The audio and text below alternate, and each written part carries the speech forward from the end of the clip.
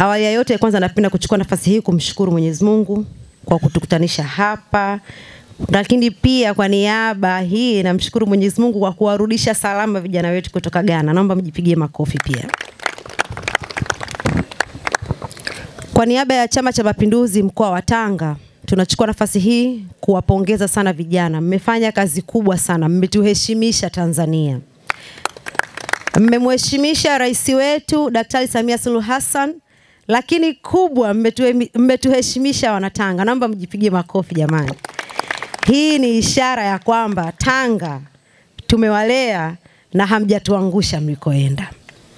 Ushindi kwa mara 2 mfululizo wa African Schools Football Championship sio kitu kidogo.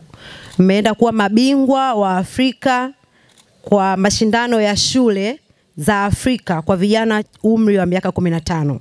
Kwa hiyo sisi tunajivunia sana, tunajivunia timu yetu ya vijana wa umri chini ya miaka 15. Kwa niaba ya Chama cha Mapinduzi kama nilivyosema mwanzo, tunawapongeza sana. Lakini nichukue pia nafasi hii kuwapongeza viongozi wa timu. Benchi la ufundi tumewasikia hapa, makocha, kuna madaktari, lakini kubwa pia tumpongeze mkuu wa kituo. Naomba tumpigie makofi. Umefanya kazi kubwa kaka Richard. Sisi Chama cha Mapinduzi mkoa wa Tanga tunakuahidi ushirikiano mkubwa zaidi. Muda wowote, wakati wowote, unapoona kuna support unaihitaji ya Chama cha Mapinduzi, na uzuri Chama cha Mapinduzi ndio serikali, usisite kugonga hodi kusema jamani, hapa nahitaji support yenu. Sisi Chama cha Mapinduzi tunawaahidi ushirikiano kwa 100%.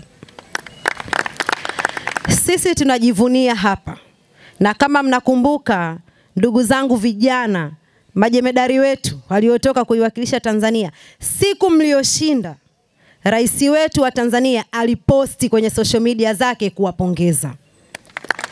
Naamini pongezi zile hazikuishia mtandaoni tu. Leo hapa tumeandaa kama mkoa kuwapokea, lakini naamini kuna mambo mengine ya kiserikali yatakuja hapa. Kwa hiyo sisi tunamshukuru sana rais na tunampongeza kwa sababu amekuwa anaweka wazi nia yake ya kusapoti michezo Tanzania. Na kwa miaka hii 2 mfululizo, hizi ni jitihada za moja kwa moja kwa Chama cha Mapinduzi. Kwa sababu ukiitazama na ukaisoma ilani ya Chama cha Mapinduzi, kurasa ya 286 mpaka 293 imezungumza nia yake ya wazi ya kuhakikisha michezo ya Tanzania tunaiinua zaidi.